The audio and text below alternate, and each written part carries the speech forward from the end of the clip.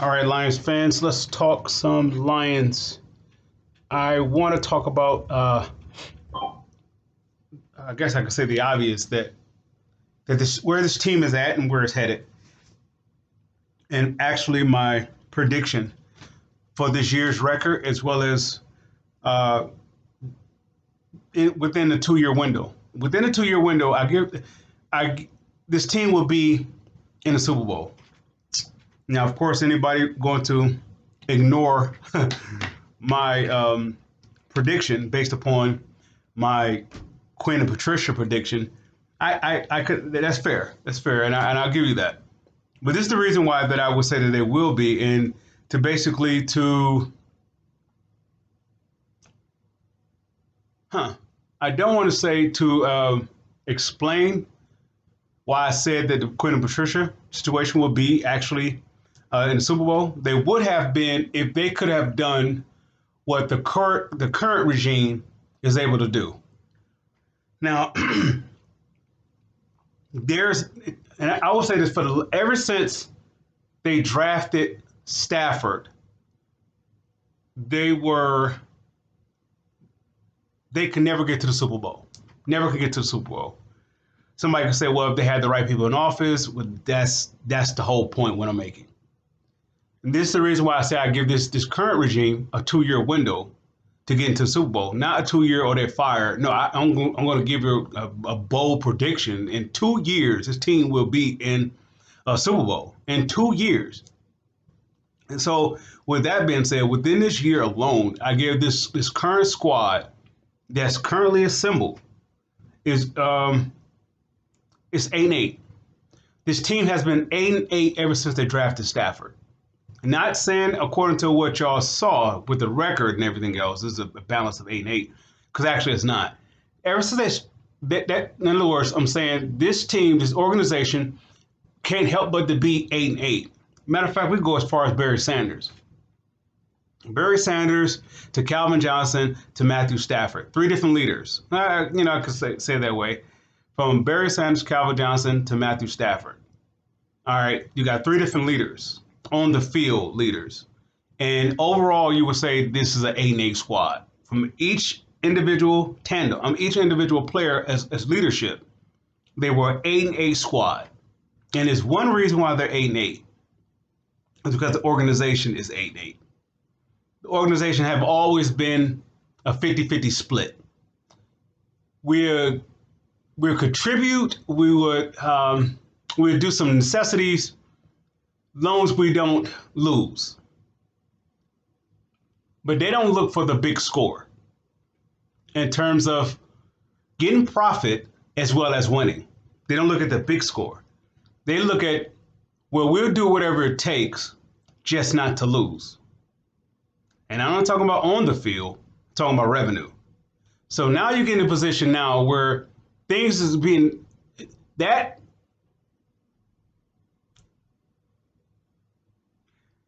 structure is being tested based upon what Bob Quinn did. That Bob Quinn tested that structure. And if, let's say, for example, if he was able to get rid of Matthew Stafford last year, let's say go to Miami.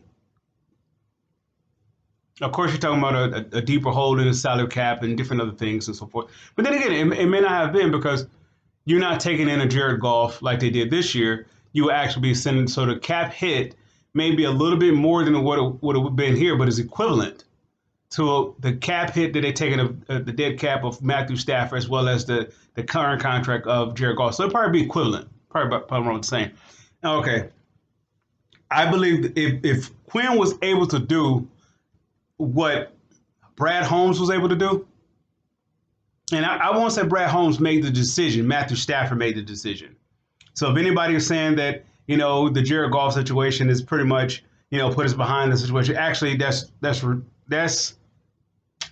panic thinking. That's 8-8 thinking. That's average or mediocrity as a typical SOL type mantra thinking. Well, how do I slice this bread? This team is far more. ever since, I'm going to say this, ever since Bob Quinn took over this team has been far more successful than it has been without him.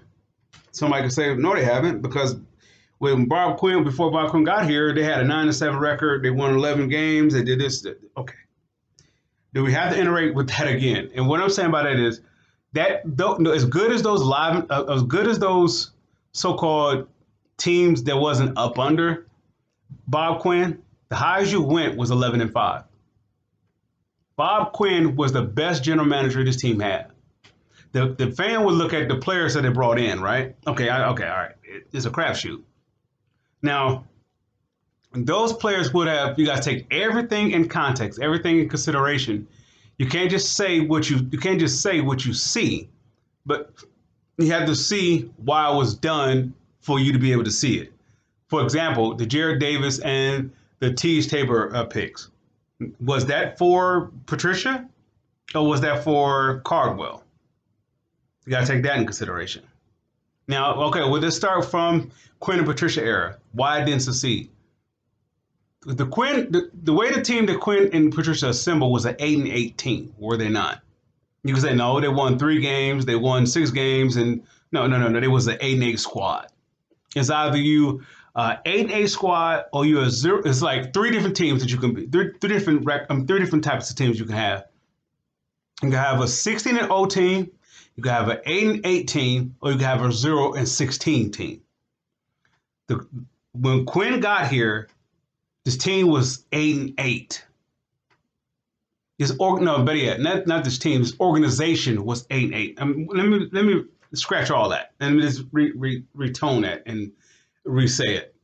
You have a 0-16 franchise.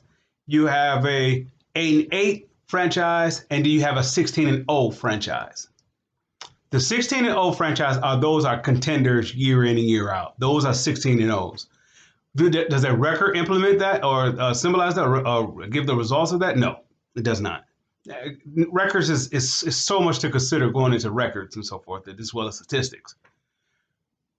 This franchise has always been 8-8 because the ownership has always been 8-8. We don't pay to win. We pay not to lose. In other words, we pay enough to get the fans in here, but we don't pay enough to win to keep the fans here at the same time, keep the fans keep coming back for more. The history how it goes, if you win, some people believe if you win, it will cost you more to keep that winning team current than it would if you just make it good enough to bring the fans in there. And even if you lose, that's a better spread than it is to have a winner that you have to pay to keep them together. All right. So you have the 16-0 squads. You have the 0-16 squad. You have the 16-0 franchises. Then you have the 0-16 franchises. Then you have the 8-8 franchise. The Lions has always been 8-8. This is why they get no respect. Because it's okay. The ownership was okay with being 8-8. Some teams like the Cleveland Browns and you call them bottom sellers. They're not 8-8 franchises. They are 0-16 franchises. 0-16. They may get to the playoffs here and there, whatever, but they are, as a franchise, they are 0-16. They can't produce anything above 500, or they can't even get to 500 on a consistent basis, let alone get over 500. Any team that can get past 500 is a 16-0 type team. It's just a matter of getting the next fleet of players, next fleet of coaches, whatever, to get them over the top to be continuing. So you got franchises like the Steelers, franchises like the Patriots, franchises like the Ravens. Who else I'm looking at? They will always find a way to win. They may have a down year to retool, but their down year is projected. It's predicted. They know what they need to do. They need to take a step back, and then within that 1 year, to take one step back and retool. You'll find all these great teams do it. That's why they're 16-0. They will always be in contention for a Super Bowl. Always be in contention. They know when to take the step back, to trade or get rid of some assets to retool, such as like what the Raiders did when they let go of Khalil Mack, Amari Cooper, and the whole fleet of all that. All right, so people, lost their wits. It's like, okay, what are they going to do? They got to get rid of all their players. They know they're not going to be able to pay them all that.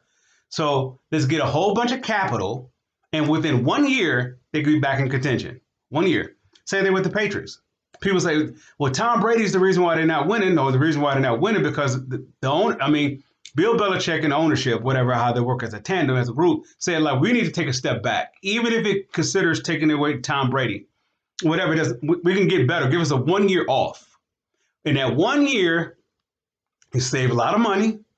You go into the free agent. You go into the next season with draft picks, draft capital. You go into the next season with salary cap capital, so you can get back into contention.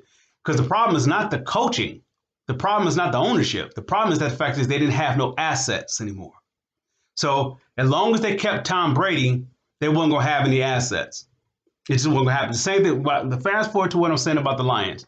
The Lions finally have the opportunity to get past of a franchise being 8-8. They actually could be being a 16-0 franchise. What I mean by that, by them letting go of Matthew Stafford, which is the very reason that sustained that 8-8 mantra. That's why the SOL stamp was still attached, because the ownership would do it a certain way. It never to pay to get the best talent so you can win. They paid enough to get the people into the stands. That's why the talent that you got here is the talent that you got here.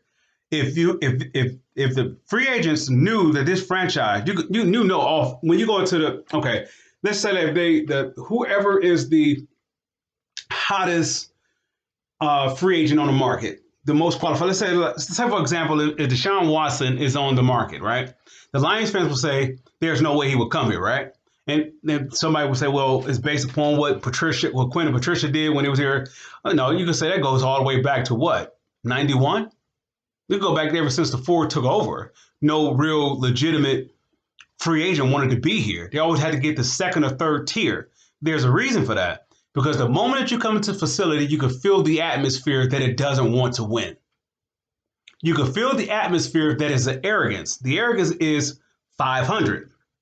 It's 8-8. The arrogance is we do it enough just to win. We do enough just to get the fans here, but we don't do enough to win. So if anybody who is really wanting to win as a free agent, a top marquee free agent, they're not going to come here because you can smell it in the air that this team you don't smell success here. You smell failure or contentment. So the reason why I say this team has a 2-year window is a 2-year window. This first year is evaluation. That's from the ownership all the way down. Everything should be up. As the fans look at it, they shouldn't go in there. Of course, they go in there, optimistic or whatever as a fan. But they should really look at it from the top to bottom, how the organization is changing their tide. Not in terms of personnel. That looks good on paper. That's like bringing in spending a whole bunch of money like they did for the previous year when they brought in the Trey Flowers, Halapalooza Vitae, Jesse James. They brought some of the best talents that was on the market at the time. But they didn't get the marquee players that was on it, wasn't it? But it was just enough. Just enough to get the fans to not boo them or put the bags over their head, but to say, all right, we could be optimistic going to the next season. So there's your 8-8 right there. Now, the difference between that and this, they got rid of the reason why they can get over the hump of being 8-8, which is Matthew Stafford. Am I saying Matthew Stafford as a person or a player is at fault? No. I'm saying Matthew Stafford as his contract. He is a Tom Brady contract. You have to let it go. It's like that Khalil Mack. You have to let it go so you can move forward. It's only so much you can do, even if when it comes to the sacrifice of him being your quarterback, it's only so much you can do with him. The reason why, even though when he makes his salary cap, he makes he restructures his contracts and everything else, it's still only so much you can do. Somebody could say, well, look what they're paying Jared Goff. Jared Goff contract is like, let me say, like, how can I say it? When you got Matthew Stafford been here let's look at it from a marquee talented player, a free agent. Let's look at it from that perspective. Now, once again, this team is 8-8. Now, okay, when they had a lot of money, Bob Quinn cleaned out a lot of that stuff from Mayhew, right? He cleaned out a lot of those players. They had a lot of money, right? So he got the guys like Trey Flowers, Halapalooty Vitae, Jesse James, Coleman. Um, right off that first year, when after that money they had that. There was players that we wanted them to go after. There was the high marquee players, and there's a reason why they couldn't get them is because of this reason. It's not because the forwards didn't want to spend the money. It's just in fact they couldn't spend the money.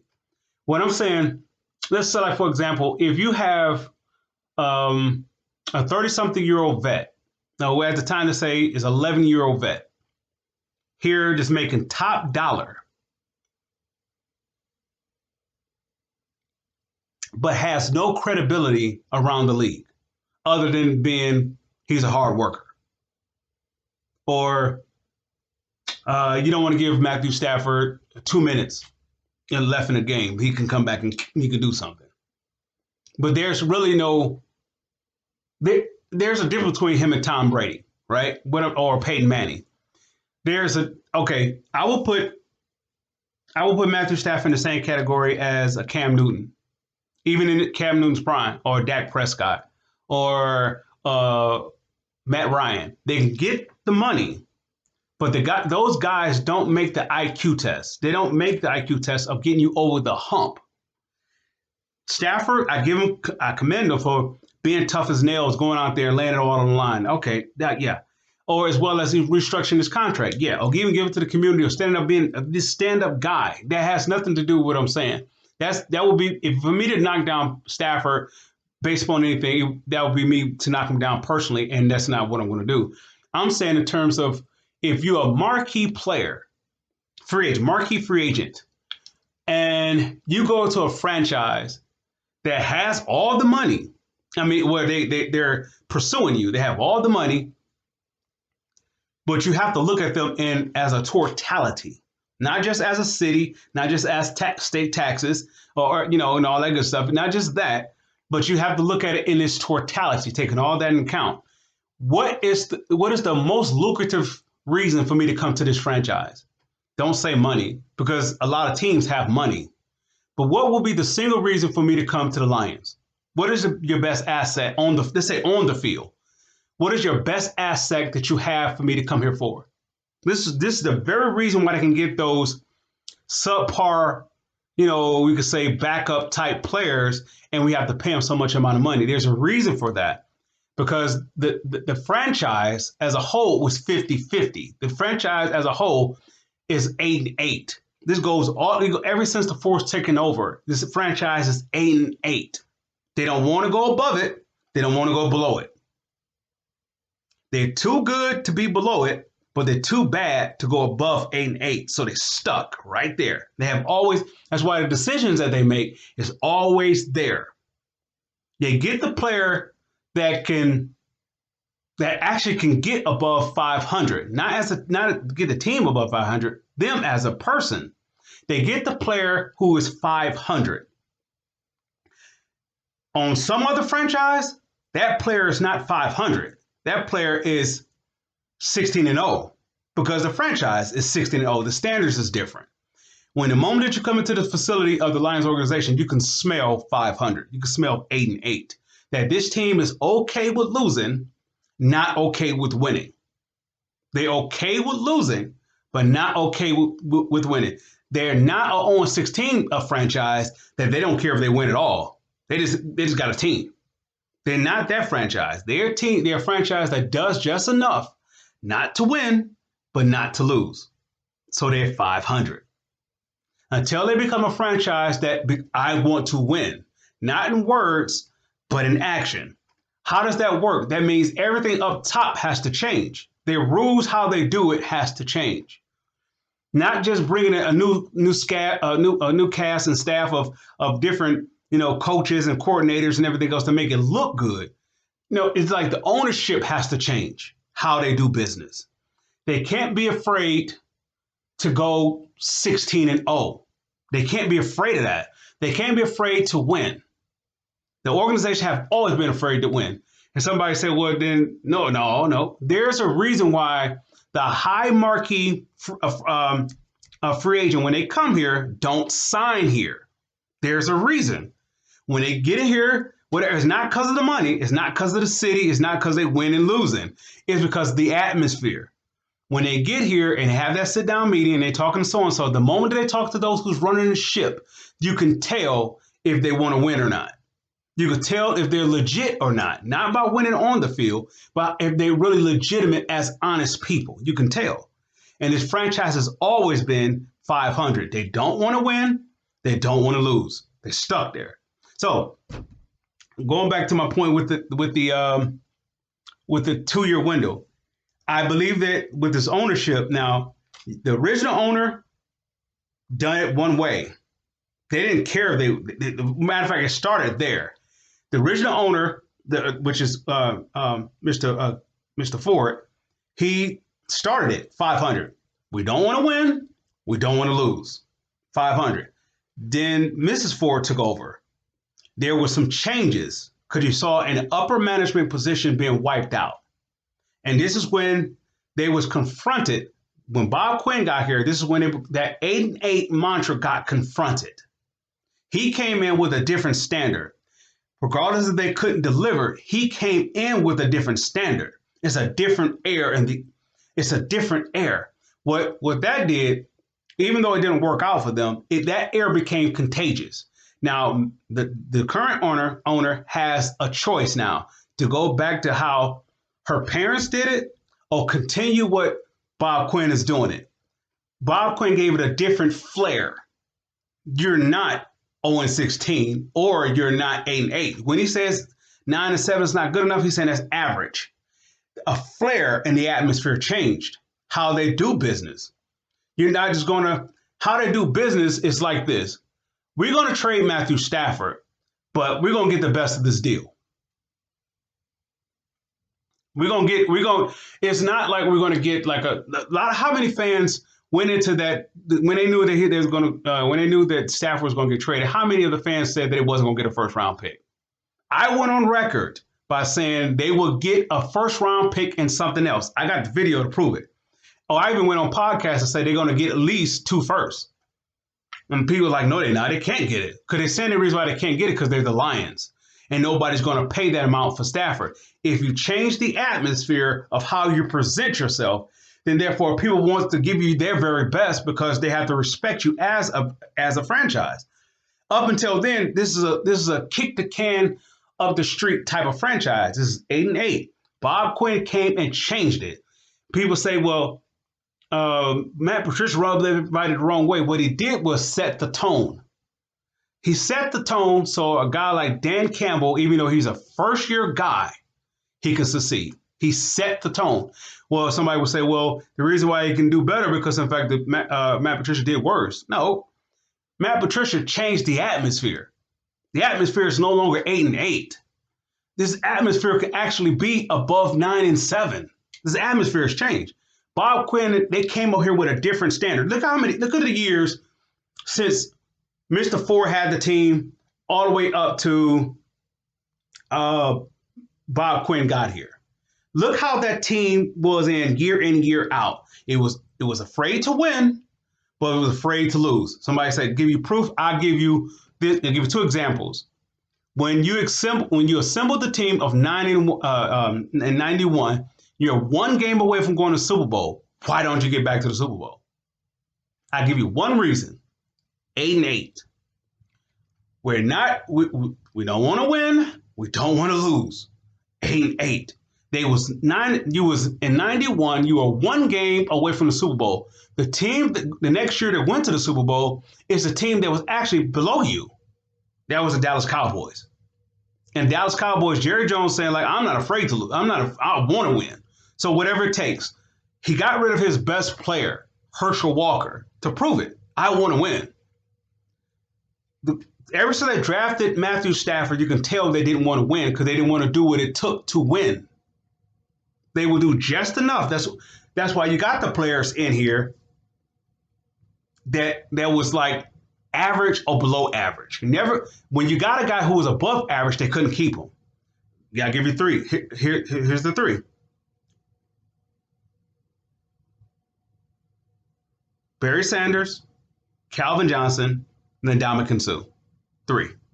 Now that goes to my second point my second proving point. When the Lions were 11-5 with Sue, why couldn't they be great? You had a decision right there, because when you have the rookie whatever scale and everything else, and the rookies were getting a high price tag and all that good stuff. So they was coming to the point when they had to look down the road, because for 2 years in a row they had a top 5 pick. So the first year they got Stafford. The second year they got Ndamukong Suh, right? Never mind the fact they had Calvin Johnson. Calvin Johnson is something that's a totally different situation that I want to talk about. But those two, you got Matthew Stafford and Calvin Johnson. If you want to win, you get rid of Matthew Stafford. Not because he's a bad player or he's a bad person. No, you get because of the fact that he's 8-8. He's a guy that don't want to win. No. He's a guy that you can't win based upon his initial salary cap. With him, he probably could give you the most amount in return, because every team pretty much could look at Stafford, especially when he was in his prime. So like he's just on a bad organization. That's all it is. He just with a bad organization. He's with a team. He's with a franchise that doesn't want to win. That's why the Rams looked at Matthew Stafford, or they said 1/3 of the league looked at Stafford as a key guy. He's just a guy that's up under a bad franchise and have been his course of his career. Now I give him the utmost respect for sticking around, because I think he had 2 extensions on his contract since he got drafted here. So I have no problem with Matthew Stafford on the field. I have the problem with Matthew Stafford being here because you can't win with him. What I mean by that, the franchise was not going to do enough to get him to be successful, but at the same time, they wasn't going to do enough. They wasn't going to do what's necessary to move forward without him. So they were stuck at 500. They were stuck. Somebody could say, well, no, you could have won with Matthew Stafford. They was not going to do what it took to win with Matthew Stafford. It's not. It was built up wrong, because it's built off 8-8. It was built off the cusp of not being afraid, being afraid to win, but being afraid to lose. So they stuck in the middle. Now, up until this point, where the new owner, like I said, she has the choice between doing how her father done it or how her mother's doing it. She has a choice. Bob Quinn set the different atmosphere. He brought a winning aura at this organization. This team will be a winner within 2 years because the atmosphere has changed. Somebody say, how can you say? The owner has changed. The owner's not doing like somebody says she is different, entirely different. No, she's going, if the atmosphere was still, put like this, if Mayhew was the general manager at the time that Miss Hamp took over, there's no way they would have traded Matthew Stafford. There's no way. There's no way. They would have done what they did with Ndamukong Suh, what they done with Calvin Johnson. They would have done exact same thing. Exact same thing. They would have kept it and got nothing in return. They would have did what? They would have found a way to blunder. Then somebody would say, well, Quinn botched on this. Let me ask somebody a question. If you have Trey Flowers, Danny Shelton, and all you got the piece. No, not Danny Shelton. You had Trey Flowers. You had Snacks. You had all the when they went in that year, and they had I can't think of the guy, Mike Daniels. They had Ashawn Robinson. They had all these different. Deshaun Hand had all these different players, and we was talking about the hype about that defensive line, right? There's no reason for that defensive line not to function at a high quality unless the atmosphere is toxic. Somebody said, well, that goes back to Quinn and Patricia. Like, no, Quinn can't do his job because Matt Patricia can't do his job. What I'm saying is, okay, if Quinn is able to move forward, Matt Patricia was able to move forward. You only could go as high as the one above you. If the ownership is not willing to do what it takes to win, which would be to get rid of your best asset to get more capital back, which is what they're doing now. This is why they're going to succeed. If they was willing to move forward, let's say the year that Miami last year was pursuing the Lions, 2 first-round picks, maybe something more for Matthew Stafford. Why don't you listen? They didn't even take the phone call. Why don't you listen? Because they said Matthew Stafford was off the table. That's why they was stuck at 8-8. That's why they was stuck. And no matter what Quinn and Patricia could do, they couldn't win. The players that was assembled was, let's say, no disrespect to any players that they brought in. If you were to look at the Darius Slays, the Quandre Diggs, the Glover Quinns, the Golden Tates, the Marvin Jones, the you can say the Nate Burlesons, you can say the Reggie Bush, you can say Trey Flowers, Justin Coleman, Jesse James. You would say those are middle of the pack tier talent. They're not elite talent. You look at from the time that the owners, whatever, how they did it, they got the middle of the pack free agents or their trades was middle of the pack. It never was like the bang bust. Like, okay, let's say, for example, when, who was that? When Ramsey was on the market to be traded. Where was the Lions at? Well, that price tag was too high. That's what I'm saying. The Rams are saying, we want to win. We don't want to be middle of the pack. We don't want to be a 0-16 franchise. We don't want to be an 8-8 franchise. We want to be 16-0. So whatever it takes to be 16-0 year in and year out, let's do it. That atmosphere sets a tone. That kind of approach sets a tone. That's what Bob Quinn was bringing here. You're not 8-8 atmosphere. You're going to have to be willing to do what it takes to get over the hump. They took it as far as they was able to. The next move was to trade Matthew Stafford. The next move was to trade Matthew Stafford for capital. This way you get the Herschel Walker deal. Jerry Jones went to Jimmy Johnson. What is going to take for us to win? You're going to have to get, Jimmy Johnson said, you're going to have to get rid of your best asset to get more assets in return. At the time was Herschel Walker. That was the reason why people was coming to see the team, because the team was atrocious with them. Troy Aikman was terrible. Michael Irvin was terrible. You know, it was just what it was with Herschel Walker. It was just terrible. They had a whole bunch of old vets and everything. You have to get rid of your best to take that next step forward. You got to take the step back. All the great franchises does it. That's why they stay great. They refuse to be 8-8, 500, and they refuse to be 0-16 as a franchise. They want 16. If it's not 16-0 with them, it's nothing. They lost. That's why they aim for the fences. This is why you're seeing, okay, when Jerry Jones lost Jimmy Johnson and he brought in Barry Switzer, even though Barry Switzer got the team to the NFC title game against the San Francisco 49ers, but neither one of them had what it took to beat Jimmy Johnson. Didn't have that fire where the players were going to play for them and so forth. The players have to overachieve. So you got to make up that deficit. How did they make up that deficit? They went into that free agency and they bought them a Super Bowl. How did they do it? They brought in Deion Sanders. There's no way they win year 95. Nowhere they win that Super Bowl without Deion Sanders. There's no way. Because they don't have Jimmy Johnson to guide it. Barry Switzer is not going to get it done.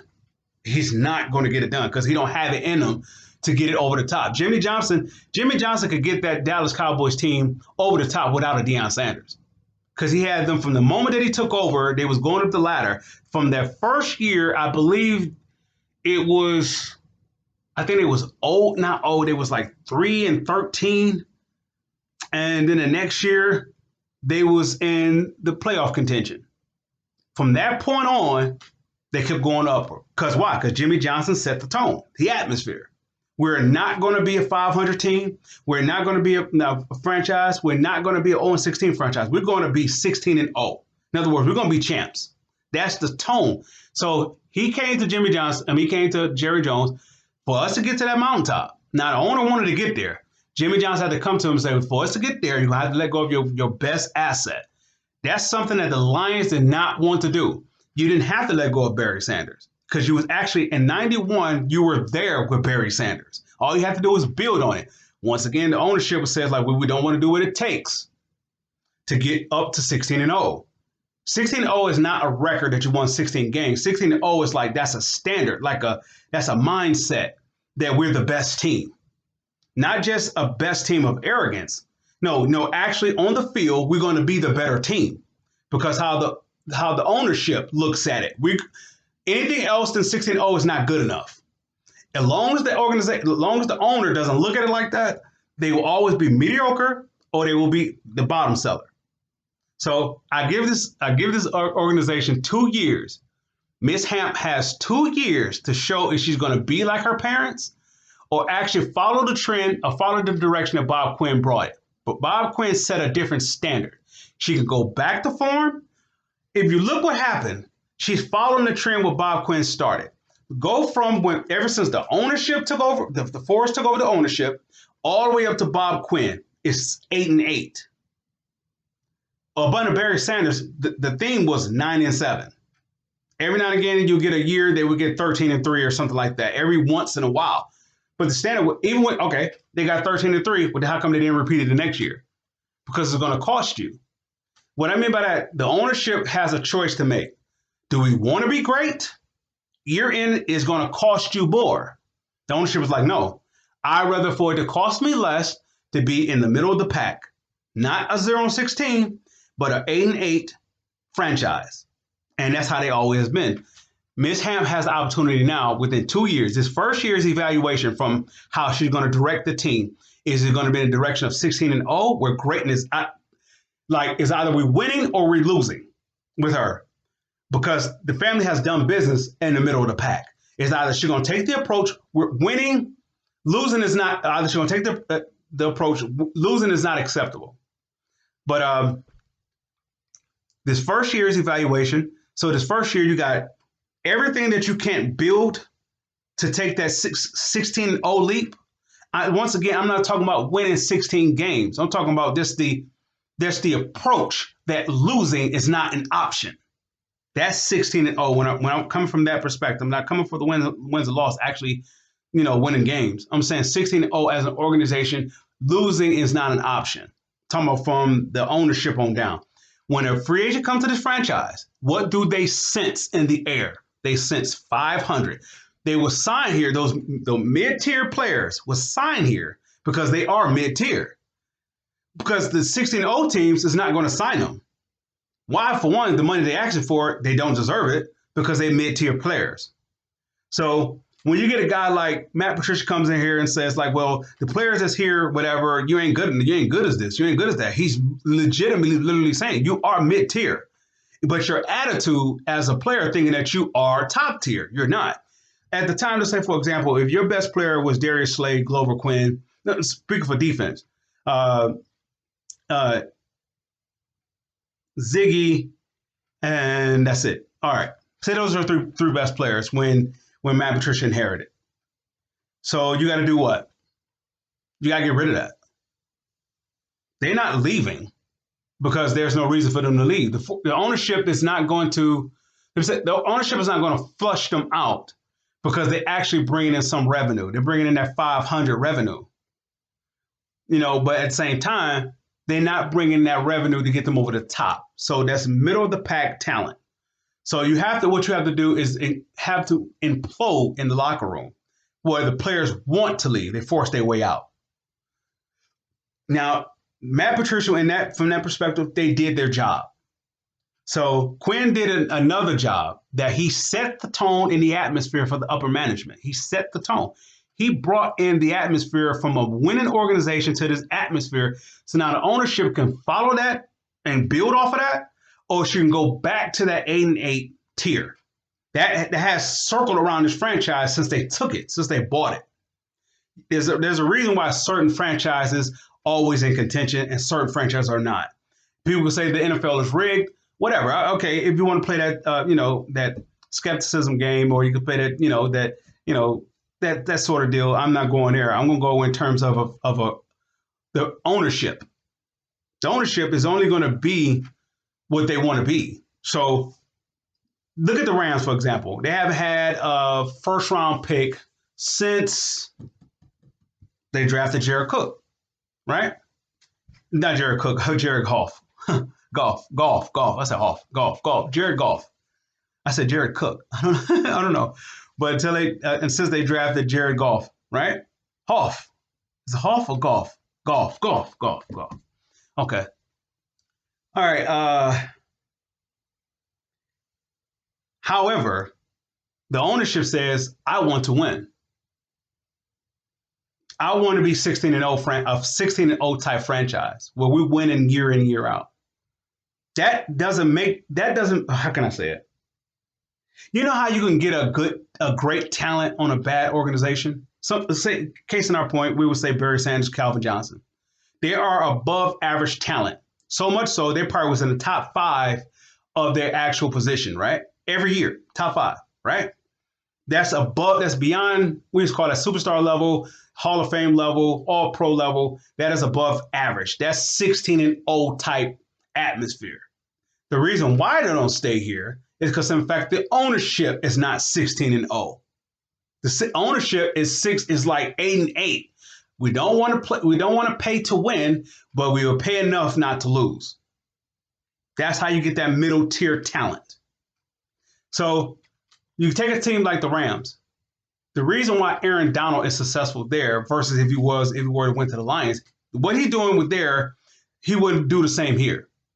There's a reason why Ndamukong Suh left. It's not that he don't love Detroit or he didn't want to play because it was cold or taxes and everything else. No, it's you can't win here. It's stuck in mediocrity. So that's why it's nothing but complaint. That's why it's nothing but criticism, and from the local media to the whatever, from the fans, it's just enough. Nothing is good enough because it's stuck in the middle of mediocrity. So you take it going back to the Rams. They gambled they mortgaged their first round picks. Okay, they say who's the guy on the market? Okay, who's the best corner to go with this guy who I got here? I got Aaron Donald, who's arguably the best defensive player on the market, best defensive talent right now. JJ Watt fell off, and he's the best. He's the best. What can I do to win? There's a Jalen Ramsey. Get him. It's gonna cost us to forget him. Why? Because he sees 16-0 as a franchise. He don't see 0-16, and he don't see 8-8. Whatever it takes, get him. Our ownership has never been that. So the best way to show the example that Ms. Hamp was willing to do that, I don't know if she would have done it if Matthew Stafford wouldn't gave the initiative. That's why I consider it was a mutual deal. If Matthew Stafford didn't go to them and say hey, I want to go, and then she's saying you know what, it's probably best for us both, and that's why it was a mutual consent. Otherwise, I don't think they would ever let go of Matthew Stafford. He had to force them to leave, just like Barry Sanders did, just like Calvin Johnson did. They had to force, and Ndamukong Suh, they had to force their way out. The other players would stick around. The Galladays, the Herman Moores, the Dre Bly's, the Sean Rogers,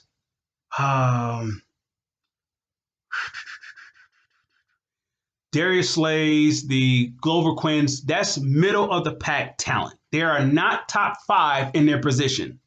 If they're top 5 in their position, then therefore we got a case. If you're not top 5 in your position, not top 10, if you're not top 5, I'm not going to pay you that top dollar money. It's not going to happen. You got to be top 5 in your position. Ndamukong Suh was a top 5. You do whatever it takes to keep him. Matthew Stafford was not a top 5 in his position and what he can control to do. If Matthew Stafford, let's say for example, the reason why they drafted Matthew Stafford, because Bradford held out the previous year and said he was going back to school because he didn't want to go. The Lions had the #1 pick. He didn't want to go to the Lions. So he was better than Matthew Stafford. His career may not have turned out better. Don't get me wrong, but he was a better talent in terms of as a quarterback, IQ and so forth. He was a better talent. But what I'm saying this, they got it right by picking Matthew Stafford out of all the draft picks that year. But if they was going into it, they would have traded the pick. What I'm saying, if the ownership was 16-0 type mindset, we're going to be a winning franchise, then they would have never drafted Stafford. Stafford is okay with mediocrity. He's okay with that. That's the reason why he was here so long, but he's okay. Until he got to this couple off seasons. Well, let me say it this way. And I won't say until Jim Caldwell got here. That's when you start to see a change in Matthew Stafford. Up until that point, everybody was here was mediocrity. When he got to Bob Quinn basically pushed him out the door. No, Matt Patricia pushed him out where he can soar. Now, what his aspirations now? I want to go to a franchise team and I want to win, and I want to win now. So that became, I want out. When he made the speech, I want out, that's what he said. I want to take the reins of my career, not my career, of the next level of me. So that means if I'm going to a team that's winning, the stakes of expectation for me, I have to meet these standards. I can't be 8-8. I have to be 16-0.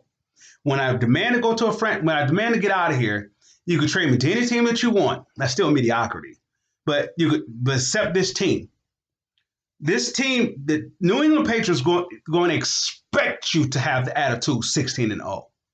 You can't develop into that. You have to have the attitude 16-0. This is the reason why a guy like Randy Moss was so successful there. Randy Moss is a 16-0 type talent. He has that attitude. I'm not a loser. I'm not going to lose. 8-8 is not good enough for me.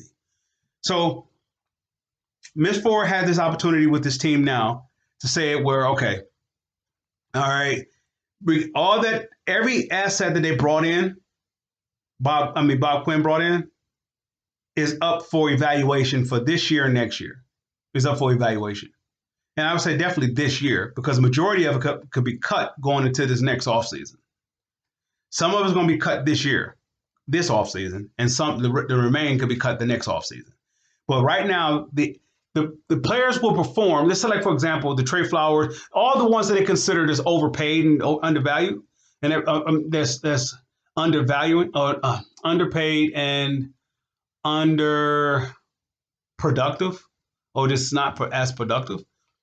They can actually take that next step forward based upon the atmosphere's change. What I'm saying like that, what I'm saying by that, if Mrs. Hamp is she's following what Quinn brought here. That change, that 60, New England is a 16-0 franchise. This one little year don't mean anything. They took a step. People say, well, that's why they're losing. No. They took a step back so they could take 2 steps forward next year. That's all it is.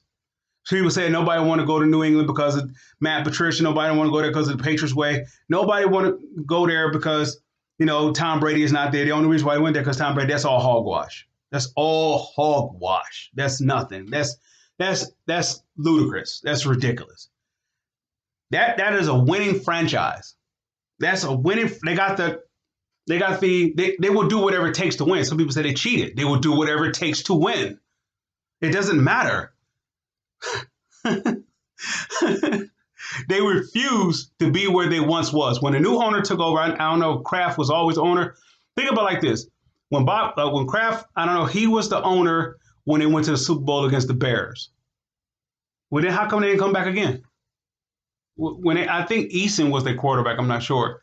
But how come they didn't go back to the Super Bowl again? Well, how come they was never in contention after that? All the way up till Bill Parcells got there. When Bill Parcells got there, he changed the narrative of the team. He changed it.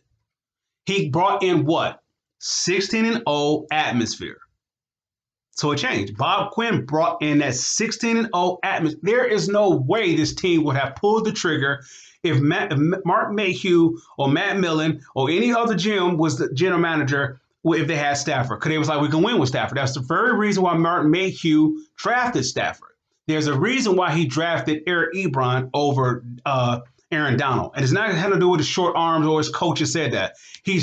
As a general manager, it's okay with being 8-8. That's why he did it here. If the ownership was demanding that it would be 16-0 type franchise, that we got to be the very best, there's no way he would pick Eric Ebron. Why? Because you will evaluate Eric Ebron that he has a habit of not catching the ball. So why would you draft him, let alone in a top 10? See, that's mediocrity. And this is the reason why when a person may say like, well, they messed up by trading Stafford, I disagree. The reason why you drafted Stafford because there was a mediocre team, a mediocre franchise. And that's the very reason why Stafford was always a mediocre franchise, his overhead. And he wasn't going to demand for anybody to be great. What makes Tom Brady great is that no matter where he was drafted, he was always going to succeed because within him was not 0-16 or 8-8. within him was 16-0. Him and Bill Belichick challenged each other. That's why they worked so good together. Why Peyton Manning didn't work so well, because he had nobody to challenge him. Peyton Manning carried that franchise by himself. This is why I when I say franchise quarterbacks, that's why I would say Peyton Manning, Tom Brady, then Joe Montana, right? That's why I would say in that order, because neither one, Joe Montana and Tom Brady, had to carry a franchise. All they had to do was just find a counterpart, and they did it. Tom Brady found his counterpart with Bill Belichick. Joe Montana found his counterpart in Bill Walsh. He didn't succeed up under Joe. I don't think he had a chance to be up under George Seifert. I think he was traded to Kansas City, or signed with Kansas City. But Peyton Manning had to carry a franchise by himself. He had no help. No help. People say he had Marvin Harris. Come on, stop it. As a player, as a franchise, as an organization, as an owner, he had no help. He single-handedly carried that franchise from 0-16 to being a 16-0 franchise. He changed the whole narrative of the atmosphere. That's what I demanded for Stafford, but Stafford is mediocre. He is average. Somebody say, how can you say that? Go back to, if you want to go back to statistics, never mind in a Lions uniform, go back to him in Georgia. People say this, okay, with Matthew Stafford, he is not fair to assess him because he didn't have the offensive line, he didn't have the defense, he didn't have the head coaching, he didn't have the general manager. He can't do nothing about that. But if you were to look at him in Georgia, how was he? Was he a top talent, 16-0 franchise top talent, like Peyton Manning franchise? Or was he like 0-16 franchise? You would say he was in the middle of the pack. That's why they drafted him. You're only going to go by the eyeball test. The eyeball test is basically an example of who you are. You know, if you are middle of the pack talent, you're going to go with what you identify with. You're going to get your type of player. Your type of player is who you are.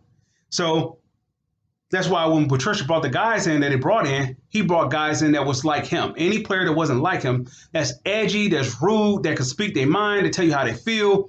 You know, actually those players rubbed off on Matt Patricia versus Matt Patricia rubbed off on those players. What I mean by that in New England, think of the guys they brought in here. Jamie Collins, Trey Flowers, Daron Harmon, Danny Shelton, Damian Lowe. They work hard and everything else, but they got a little edge to them. They got a little edge. Some of them didn't show it. Some of them showed a little bit more so. But they have that Matt Patricia type. Those are his type of guys. Darius Slay is like a guy that's 8-8. He is Lion-esque. He's a middle of the pack cornerback. But since he's on a middle of the pack team and he has some success with that, it can look like he's a 16-0 type cornerback. He's not on the level of what? Of Darrell Revis. He's not Revis Island. He's not Patrick Peterson at the time. He wasn't the top marquee corner. He wasn't even Jalen Ramsey. He was not a top 5 corner. He was a top 10, maybe top 15. But you have to let that go. But for them to let that go, they couldn't afford to let him go on their own. They had to force him out. That's why Matt Patricia pushed him. He pushed all of them. All the so-called average players, if they was above average, they will be doing what? They will be doing marquee. They will be a top 5 at their position right now where they at. They were average. With that being said, the Lions fans, I give this team a 2-year window. Not 2 years like, okay, everybody should get fired and everything. No, I got them a 2-year window to get to the Super Bowl. 2 years. Because all it takes is 2 years. From what Bob Quinn did by changing the atmosphere, and I give him this credit. I don't give it to the owners. I don't give it at all because they brought mediocrity since they bought the team. 500 since they bought the team. Somebody said, how can you say that? You got 2 good players. Calvin Johnson, Barry Sanders. 8-8, 9-7. That's the best they did. Somebody can say, well, no, Barry Sanders got you 91. Okay, well, then how come they didn't sustain that? Somebody say, well, because he didn't have the now you make my point. 8-8. 8-8. Dallas Cowboys was at the same level as the Detroit Lions. When the Detroit Lions went 91 and went to the NFC title game, Dallas Cowboys was on that same as a franchise, same level. Same level. Jimmy Johnson went to Jerry Jones and said, what we have to do to get to over the top. Now, he said, well, we got to trade our best assets. Our best asset, traded. Even if they traded two best assets. They drafted a quarterback, and I think it was Steve Walsh. To whatever. They traded him, and they traded Herschel Walker. That put them in contention from that point on. Matter of fact, the team that they in contention of now started off with those two moves. Those two moves, trading Herschel Walker and trading, I think it was Steve Walsh, the quarterback. Those two got them in contention. When you look at the Lions organization, you got Barry Sanders. Name me another player that was on Barry Sanders' roster. For the years they was here, that was in the organization from the front office on down was on par with Barry Sanders' talent. No, they wanted Barry Sanders to carry the franchise. Barry Sanders is not that type of guy. He's not that guy. Barry Sanders is great and special in that regard. He needed some help. That's equivalent to having Michael Jordan on the team without Scottie Pippen or Dennis Rodman or Phil Jackson. The years that you saw Michael Jordan before Scottie Pippen bloomed and before Phil Jackson went to Tex Winter for the triangle offense, until they did that, Michael Jordan was what? In and out in the playoffs. In and out, in and out, in and out. Michael Jordan would not have achieved that greatness. He would have scored a lot of points. He had a one and done contest. He probably had a good shoe and all that good stuff. But he was nowhere near to be that dominant player that we so-called say, the way we so-called, not we, that is so-called said that he is, that he would not be that unless he had help. That same thing goes with LeBron James. Any great player, Magic Johnson, Larry Bird, would not be great unless their franchise was great and stuff. They had to see winning a title or not. The Lions organization have never saw themselves as an 0-16 team, and they never saw themselves as a 16-0 team. They always saw themselves as an 8-8 team. In 2 years, this team, within this first year, you're going to see an 8-8 team. Right now, where they stand, they have an 8-8 roster. So they have an 8-8 team. To take the next step forward is actually going to go within this year of the ownership. How she's going to approach the team. If she's going to approach the team as 16-0, where they're losing is not an option. Or she's going to approach it as like, we're doing good, we're okay. That means she's content with being 8-8 average. Or she could go to the bottom seller and say like, well, I don't even care. Well, I don't care. Do what you want to do. You own 16. All right, with that being said, Lions fans, I salute.